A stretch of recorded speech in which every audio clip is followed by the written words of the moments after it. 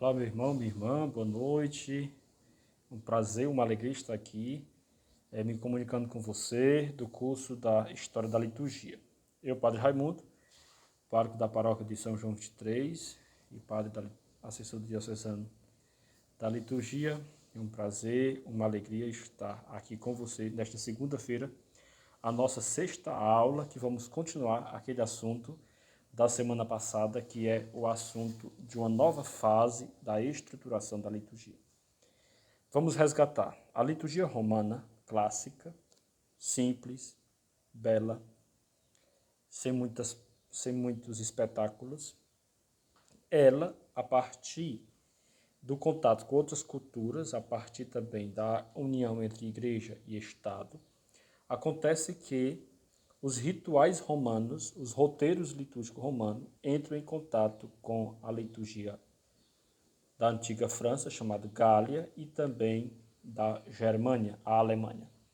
O resultado desta mistura foi o que nós chamamos na aula anterior de uma liturgia híbrida, ou seja, liturgia que passou a chamar-se romano-franco-germânica.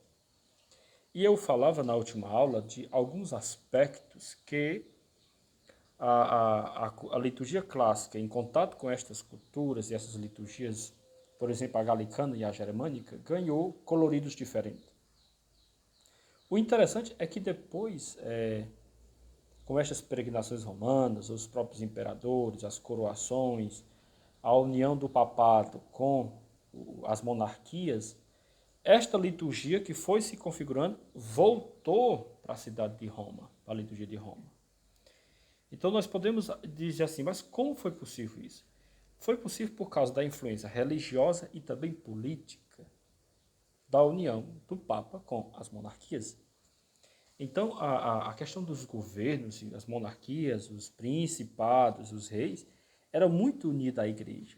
Então eu falava da aula anterior dos sacramentários, por exemplo, o sacramentário gelasiano, veronense, que migraram para a liturgia romana, né?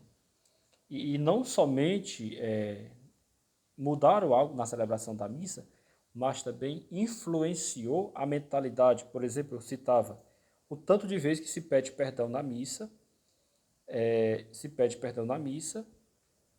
isso é uma mentalidade do pecado da liturgia francesa, galicana, que entrou para a Santa Liturgia. Então, aqui, o problema é que a liturgia ela caiu praticamente no esquecimento por 3 séculos.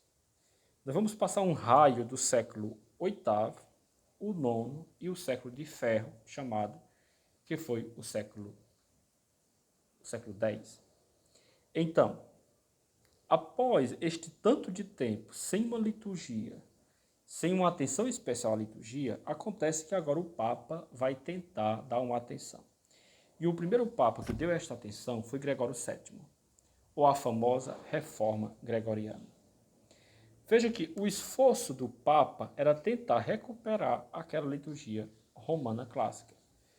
Já digo que esta reforma litúrgica de Gregório foi um pouco frustrante, porque não conseguiu muita coisa.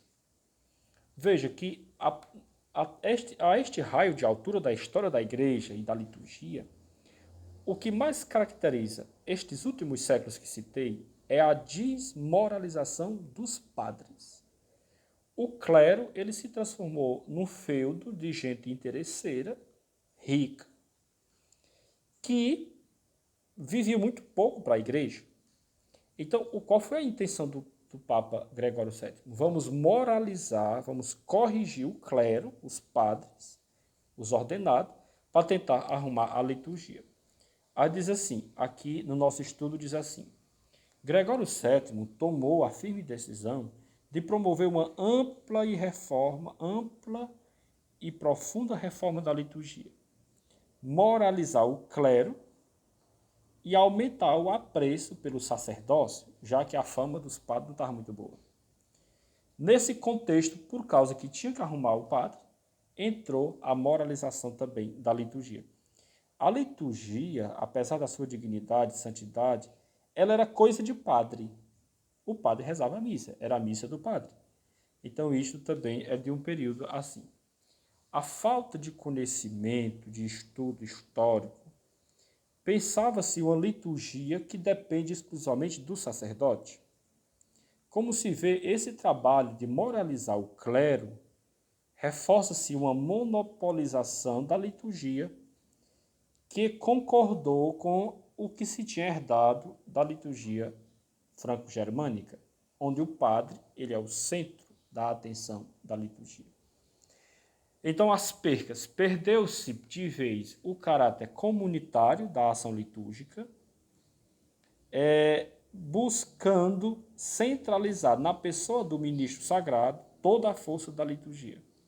A reforma de Gregório VII não recupera o caráter comunitário da liturgia, que foi, por exemplo, da liturgia romana clássica, que vigorou dos séculos 4, 5, 6, 7 e 8.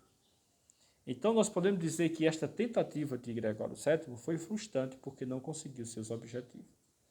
A reforma gregoriana visa também mostrar a autoridade suprema do papado, do Papa. Então, para mostrar que o Papa tem poder, tudo foi centralizado em Roma. Em termos cultuais, de culto, todo o Ocidente agora tem que obedecer e celebrar a missa de Roma. São obrigados a obedecer o modelo da liturgia romana, ou seja, a liturgia celebrada pelo Papa e pelos colaboradores da liturgia da Cúria Romana, que, na verdade, de fundo era o quê? Era a liturgia franco-germânica, agora com os moldes romanos, e centralizado na pessoa do padre. Um dos resultados da reforma de Gregório VII e da centralização em Roma foi, por exemplo, se acabou o rito hispânico. O rito hispânico era um rito que existia no Ocidente. Então nós vamos chegar a um ponto que só vai existir o rito romano. Agora, quando eu digo rito romano, é o rito romano misturado com a liturgia franco-germânica. Numa palavra, a reforma de Gregório não teve sucesso. Não reconhecendo a real situação histórica, acabou se instaurando e consolidando em Roma e de Roma para o mundo a liturgia das culturas franco-germânicas. Então, liturgia romana clássica, em encontro com as liturgias franco-germânicas, a Igreja de Roma adotou a liturgia franco-germânica e a reforma do Papa, ao invés de tirar os excessos que se colocaram na liturgia, foi promover a liturgia, agora essa liturgia chamada híbrida ou romano franco-germânica. Muito bem, vamos passar. O próximo Papa é Inocêncio III. Este Inocêncio III, ele também tentou fazer uma reforma. O Papa Inocêncio III dedicou-se à questão dos livros.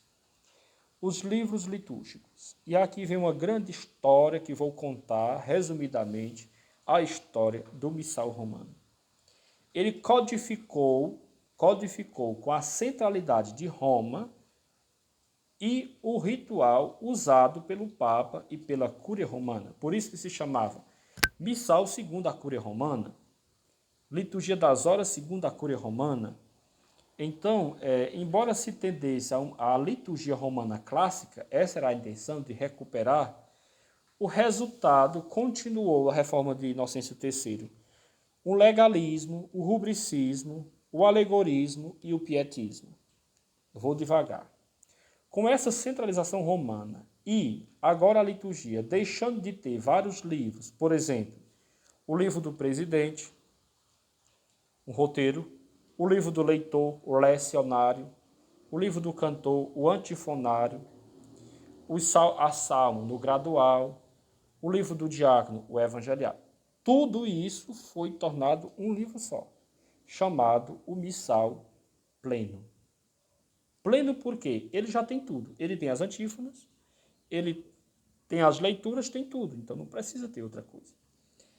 Então, a liturgia romana clássica, como já vimos, cada autor da celebração tinha um livro próprio, que agora foi recuperado pelo Vaticano II. O Inocêncio III, para ser mais prático, evitando o acúmulo de rituais, ao mesmo tempo, por exemplo, um sacramentário, um lecionário, um antifonário, um gradual, resolveu juntar tudo num livro só, o que foi chamado o Missal Pleno. O primeiro Missal Pleno passou a se chamar Missal Segundo, o costume da Cúria Romana. Muito divulgado, um só livro para tudo, por exemplo, pelos frades, os franciscanos capuchinhos, a ordem dos frades menores e também os frades capuchinhos, que se espalharam pelo mundo na evangelização, nas missões, apenas com um livro, né? Outra coisa, segundo a Cúria Romana e a reforma de Inocêncio III, a liturgia das horas. Eu tenho em minha casa, aqui na casa paroquial, a liturgia das horas. São 4 volumes. É desse tanto de livro. Então tem o volume do Advento e Natal, tem o volume Quaresma e Páscoa, que é assim, e tem 2 volumes para o tempo comum. Então, quando era seminarista, eu tinha que andar carregando esses livros, né? Para minha casa, para o seminário, ou trazia para casa só aquele que estava usando no tempo, para a liturgia das horas. O que a Cúria Romana fez no tempo de Inocêncio III? Todos foram juntos no livro só. É o chamado o breviário. Então, quem recita a liturgia das horas, você pode ter a liturgia das horas completas, que são os 4 volumes, ou você só tem um que nela tem tudo. Resumidamente, tirou, por exemplo, as horas noturnas, o ofício das leituras, outros hinos, para ficar mais simples de carregar na viagem ou nas missões. Então, os frades menores, franciscanos menores, eles foram também adeptos dessa questão, porque o Papa Inocêncio III permitiu. Se chamava Breviário Secundo Consuetudine Romanae Curiae. Então, era o breviário segundo os costumes da Cúria Romana. E isso se divulgou oficialmente na igreja, né, depois de 1230, 1223, por aí, com a ação missionária dos frades, dos franciscanos menores, e depois dos capuchinhos. Então, a liturgia romana, entre aspas, da Idade Média, ela vai ser a liturgia do padre. Ela vai ser a liturgia do ministro, e não do povo, né? Não que o povo celebra. O que antes era uma assembleia, uma caridade, um sacrifício, uma comunhão, se reduz agora à consciência de adorar a hóstia. Então, daí vem toda essa questão da adoração e do exagero pela adoração, a ponto das pessoas disserem: vamos assistir à missa? Vamos ver a missa? E o sacerdote, que na missa deveria levantar a partícula, né, até a altura do seu rosto, como até hoje tinha uns que subiu, porque como o povo está atrás, as pessoas tinham que ver o mistério. Então, quem via a hóstia já estava satisfeito. Porque a pregação sobre o inferno e o medo da perdição também foi afastando as pessoas da comunhão, né? Da comunhão. Então, isso é uma maneira, a participação ativa dos fiéis não existe mais, é substituído pela adoração eucarística, da hóstia. Ver a hóstia de longe já era satisfatório para o fiel. O momento da elevação tornou-se o ponto alto da missa. É o momento mais importante da missa. E o desejo de ver a hóstia, imagine, tornou-se como que uma febre para os fiéis. Introduzir até o costume de tocar sinos, as campainhas, como até hoje, na elevação, exatamente para chamar a atenção enfaticamente para a elevação da hóstia santa. Bastava ver a hóstia que já se sentia muito satisfeito. Então, essa é uma mentalidade desse período muito sério, que foi a liturgia, resultado da liturgia franco-germânica, e na Idade Média vai se consolidar de assistir à missa e de ver a hóstia e outras coisas mais que direi já no próximo vídeo.